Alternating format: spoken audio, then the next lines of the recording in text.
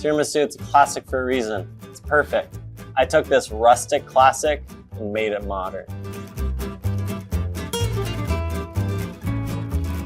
I was tasked with making tiramisu for a 14-course tasting menu, and the presentation of a classic doesn't really slot in with the elegance of a fine dining meal. Preserving the flavors and the textures, but redesigning how it was built, put together, giving it this really nice, elegant finish. So if anything, we're not taking away, we're just adding to the classic. It's gonna cover the gamut of pastry techniques. So buckle up, get ready, we're gonna make fine dining tiramisu. Zabaglione, pretty similar to sabayon in French. This is a classic sauce that's just incredible on a little bit of fresh fruit, like strawberries. Some of you put whipped cream on.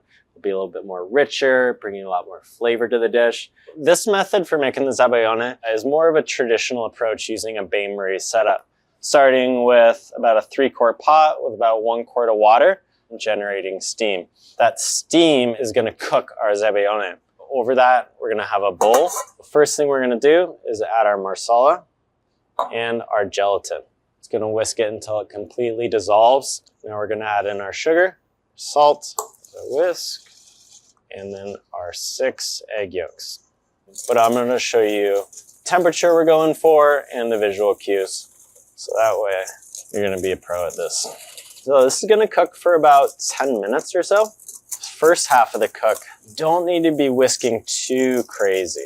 You just wanna keep it moving. We're not trying to incorporate too much air yet.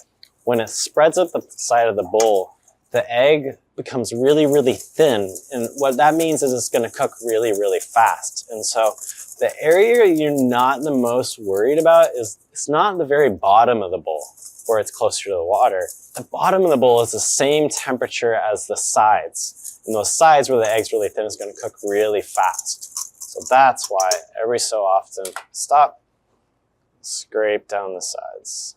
You can see the color is now a bit more pale. Obviously the volume's increasing, air is being incorporated in there.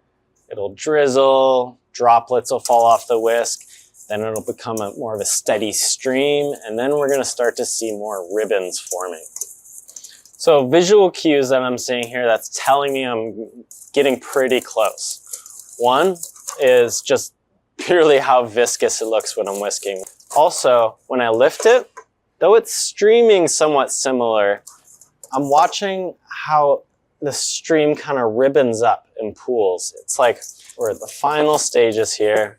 This is a good time to get your thermometer out. When you're checking the temperature with your instant read thermometer, just take the bowl off the heat. All right, so now we've hit our target temperature of 145 degrees Fahrenheit. So a lot of air incorporated. It's very ribbony. So we're gonna set this aside for 10 minutes, allow the temperature to drop. That way when we fold it into our mascarpone, it doesn't break. You can't have tiramisu without talking about mascarpone. I think it's interesting to compare it to cream cheese. American cream cheese is lower in fat. It's denser, might be about 50% fat, and it's tangier. So we use that for cheesecake. Mascarpone though, is a little bit more finicky. Really, really high in fat, about 75% fat. It adds a little bit to the dish as far as richness, sweetness, creaminess. So super key here. So right out of the fridge, we're gonna use this because I don't want to run into any risk of breaking this. We've already made zabaglione. We're pretty invested in this tiramisu now.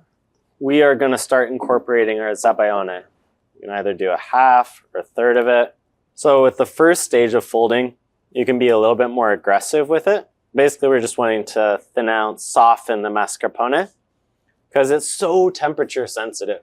Even though zabaglione is just above room temperature, that variance in temperature is a lot to soften it up real fast. Here we have a texture that's like taffy almost, really nice and thick.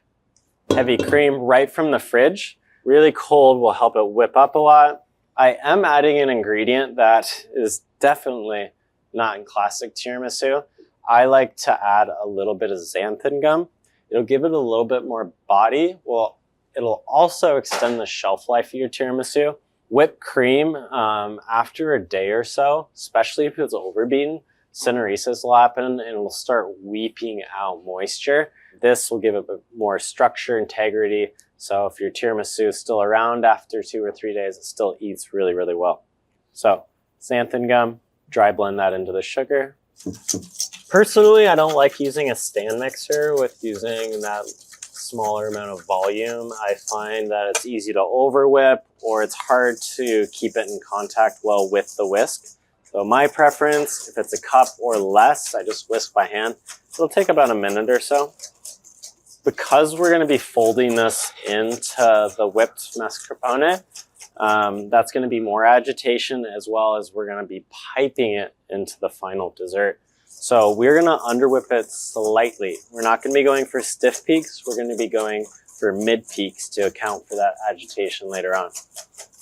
Now we're going to take the whipped cream, start folding it in. Beautiful whipped mascarpone with the zabaglione, fold it in. And lastly, folded in some whipped cream. So from here, we're going to put it in a piping bag. So this tuile is going to be the bottom. It's this cookie that's going to be like the foundation for the tiramisu itself. So this is like a simple solution I came up with when we were making these for dinner here at ChefSteps, where we were spraying all these tiramisus, and they were so fragile we actually had to plate them all up on the plate we were serving them on and storing the plates in the fridge. This is just not practical at home, so this was a simple alternative. The 4 ingredients I have is powdered sugar, cake flour, butter, and egg whites. These are just leftover egg whites from all the yolks we used in the zabaglione. But first, we're going to take the dry ingredients and sift them together. These are going to be spread super thin, so it's really important that the texture of this batter is very smooth. It's good practice to just make a little well as you're creating a spot for all the wet ingredients to go into. As the liquid hits the outside, it's pulling in more of the cake flour, the sugar, and it's slowly being incorporated. So it's smooth, gummy looking, it's very pale, not seeing any lumps in here. Because this is the base that the whole little cake itself sits upon, you need that tuile as large as the bottom of the cake. Nowadays, many of these molds come with this little cookie cutter. This cookie cutter is going to help us get our tuile to the exact size that we'll be able to fit with our mold. Because our tuile only needs to be 3 inches long, we have a little bit of wiggle room here. So I'm going to do 2 long strips of tuile, about 5 inches wide for each, and then we should be able to punch about comfortably 5 to 6 from each side. Guide rails will help you spread your tuile really, really thin. Actually, these rulers that I have are the perfect thickness for this tuile. It's about like 1 millimeter thick. So I'm going to put my guide in the middle because, again, I'm doing 2 strips. I find a bench scraper is a really even tool. So to make a nice long tuile like this takes a lot more batter than you actually need. It'll make spreading a lot easier because you can scrape away and save. You're not wanting to press on this super hard here because if your tuile is super thin, it'll be crazy delicate. If it's too thick, that texture will really show up. I still have some extra tuile batter here. So what you're going to do is now go back the opposite direction. Just keep doing it until you're happy. Spread nice and even. Because this ruler is pretty much in the middle of the silpat, we're going to lift this one up, go to the opposite side. Ends like this, where it's bunched up, clumpy. Might as well trim that off, save it. Just going to keep doing this. We found that there is a benefit to doing like a pre-stamp, because all we need is 8 good tuiles. All right, let's pop these into the oven. What I'm looking for here is for bubbles to form, and the tuile itself will become a lot more pale in color, less opaque because those starches have gelled. They're rising a lot right now because of the egg white that we have whipped in there. So we're just, again, just setting the shape. It'll still be a soft tuile. When that tuile is hard, you're not going to be able to punch it out for a clean shape later on. So it's better to undercook than overcook it. So at this point, you want to work kind of quickly here because the warmer the tuile is, the more pliable it is. We're gonna find the indentation we made before and give it a press. And then we're gonna put these back into the oven for about 5 to 6 minutes. Judging this on the color here, we have nice even brown all the way across. These are super crisp right now, but a tuile right out of the oven is gonna be when it's a little bit pliable. So we have these nice indentations. That way with a palette knife, you could just pop out your tuile. There it is, your tuile, paper thin, pretty clean edges, nice golden brown. Now we're gonna prepare the liquid we're gonna be using to soak the ladyfingers. In all of the tiramisu, this is the one component that has the coffee in it. So it's pretty important because you don't think of tiramisu without coffee. So for that base syrup, we're gonna be using 4 double shots of espresso. Sugar is gonna help just kind of round it out a little bit, take away a little bit of the bitterness, a little bit of salt. Because we're using marsala and the zabaglione, I feel like it's a really great addition here because of the caramel notes and the fruity flavor to add that to the syrup. You don't want to over soak these cookies because you'll end up with a really soggy tiramisu. Under soaked too, you're going to be left with dry cookies. So having the exact amount of base syrup is great. Mocha pot would be the alternative approach that I think it would be great. Still packs a really kind of bold flavor, strong coffee flavor through the dish. I don't recommend doing a drip. There you have it. That's the coffee syrup. We're gonna set it aside till we're ready to soak. Trimming the ladyfingers is a really important step because what you're trying to do here is make this beautiful little soaked cake in the middle of your tiramisu. So getting the dimensions on it's pretty important. These beautiful bad boys are store-bought. They're beautiful, consistent shape. If you were to make your own sponge cookies, it's a lot of work, not too much, but once the sponge is baked, you're then gonna have to dry them all the way out. Having them completely dry is key because it's gonna allow it to absorb much, much more of the coffee syrup, more coffee flavor, probably better tiramisu, right? So it doesn't matter the mold you have, just make sure your ladyfingers trim down a little bit smaller than the opening. What you first want to do is measure the opening at the top of the silicone mold. Across this mold, it's about 3 inches long. With this mold, the coffee bean mold, again, this is 3.5 across, so we'll trim the ladyfinger down to 2.25 inches. That way, the mascarpone that's whipped up can fully enrobe that little cake once it's soaked up. Syrup is double the weight of the ladyfingers. Not the ladyfingers you started with, it is the usable ladyfingers that will be in the tiramisu. 45 grams, 90 grams of syrup. We're ready to assemble cold whipped mascarpone. We got our molds. We have our measured out ladyfingers and the syrup for them. We're gonna fill up these molds about halfway. So what we're shooting for is for the whipped mascarpone to fully enrobe the ladyfinger in the middle. With an offset spatula, go into the middle of the mascarpone and just scrape it up the sides. We're gonna dip it and just let it sit here for a few seconds. Those few seconds is gonna allow that syrup to begin to penetrate deeper into the cookie so it won't be a little too wet on the outside. Now I'm gonna circle back to the first one I dipped and see it's already soaking it up very quickly. I'm just gonna set it into there. Because we wanna fully seal it, we're gonna put another layer of the whipped mascarpone on top. So we wanna make sure this cookie is kind of pushed down into the very middle. So using your fingertips, push it in, and goes the next. So the benefit of, again, letting this rest is if you dipped it, put it in there and tried to start pressing it, that syrup wouldn't have been absorbed, and so a lot of it will start pooling out. And whatever syrup you have left that was dosed for your ladyfingers, just give them a top off. All right, so we're gonna top these off. And so just like the tuile, it's better to start with more than less. We're gonna scrape it away, any excess, and you can still reserve it and use it for more tiramisu. Just as a reminder, this is the bottom of the tiramisu. Nobody is gonna see this. Once they're completely filled, they need to be frozen. I do recommend though, just do it the day before, make sure it's completely frozen. So just let it freeze overnight because you want to make sure it's as firm as it can be for unmolding.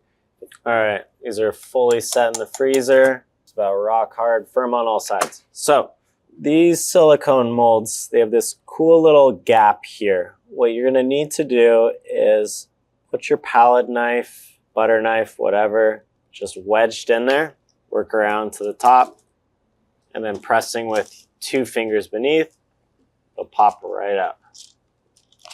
So the tray I'm transferring them to, this had been in the freezer, it was already staged. Doesn't have to be pre-frozen as long as you're working relatively quick. But again, palette knife right under the edge, and pushing it up. That's it. That's all it takes to unmold these. They're frozen, so you're working against time here. So just do it as fast as you can. It's hard to mess it up. And we want these to be as cold as possible when we go into spraying, so we're gonna transfer these back to the freezer. Now we're gonna make the chocolate shell. Very, very, very similar to the magic shell that you've probably grown up with, the sauce that you pour on your ice cream. That's using coconut fat, sets up real hard, shatters when you cut into it. But here we're gonna be using cocoa butter. This is gonna set up a little bit softer. So what we're trying to replicate is that beautiful layer of dusted cocoa powder over the tiramisu using the spray gun. Because of all the cocoa butter in here too, it's gonna create this nice shell around it.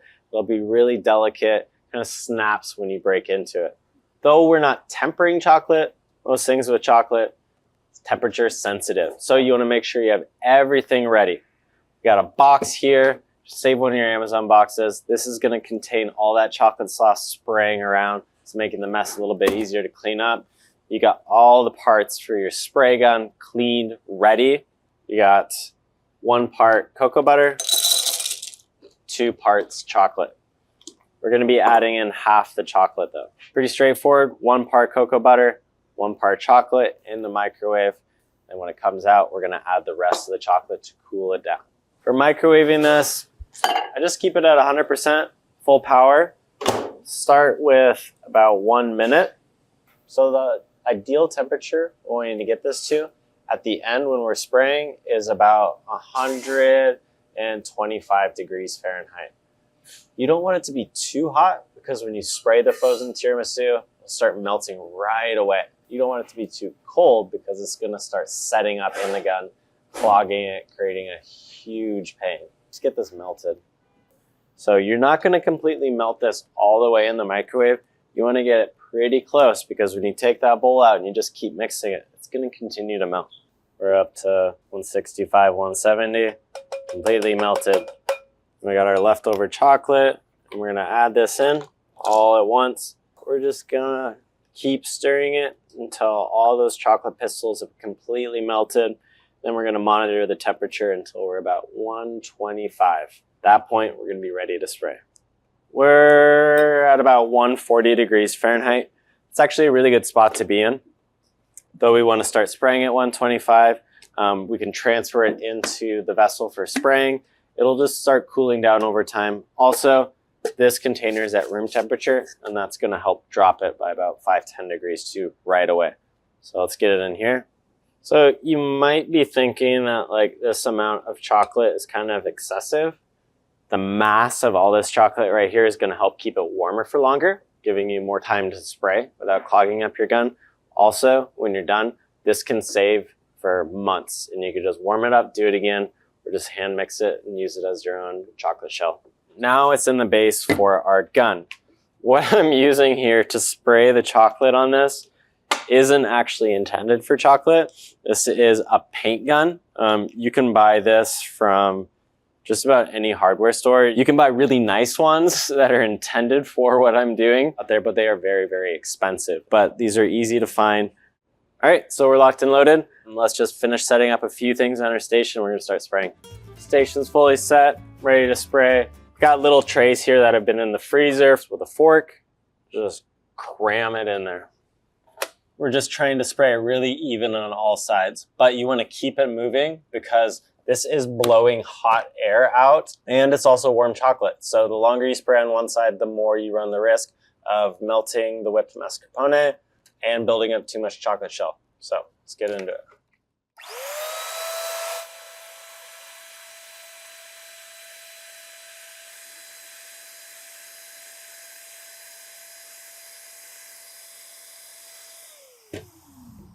All right, so keeping the gun about 12 inches back or so. The farther back it is, the smaller the droplets of chocolate will be.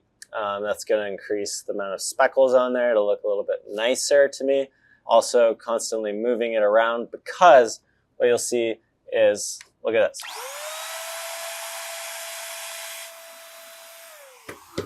The wet chocolate is shiny, but this is a frozen tiramisu. So when it hardens up, it'll become more matte. It'll lose its gloss to it. So that's what we're looking for. We're just trying to build up these like really fine powder-coated layers all around this tiramisu. So I kind of just do 2 rounds of spray, and that's more than enough for one of these. So one more time.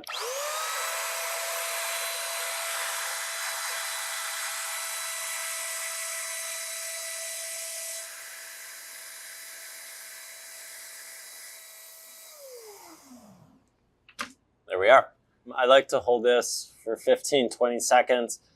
What's happening here is allowing the chocolate shell to fully set up. If for some reason in the transfer to the tuile, you need to touch it with your hands, you're not going to have fingerprints all over this. Just makes it easier to handle.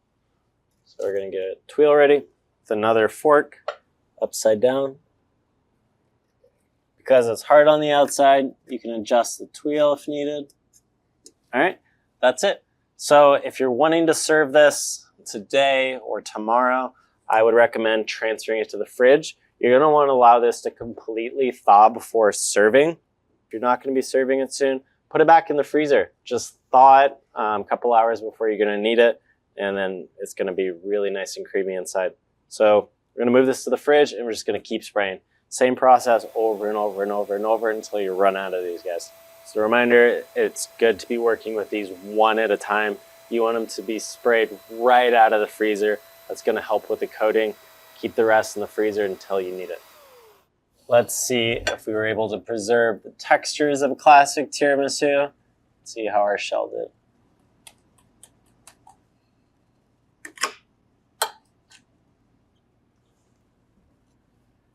Super light. It's easy to fall into a trap when you're trying to make something look really pretty, that you sacrifice the quality of it. To actually keep that mascarpone filling to be really, really light is key, and we were able to do that. The magic shell, it's not even a shell. It's a little bit more texture than like even just having the cocoa powder on a tiramisu. The tuile, it has a function as far as just making it easier to serve, to plate up, to move around, but also having that texture is something that's quite different than any tiramisu you've ever had. Soft, it's beautiful, holding true to the classic with our fine dining tiramisu. Subscribe to our channel and visit chefsteps.com for more tips, recipes, guides, and tools to help you level up in the kitchen.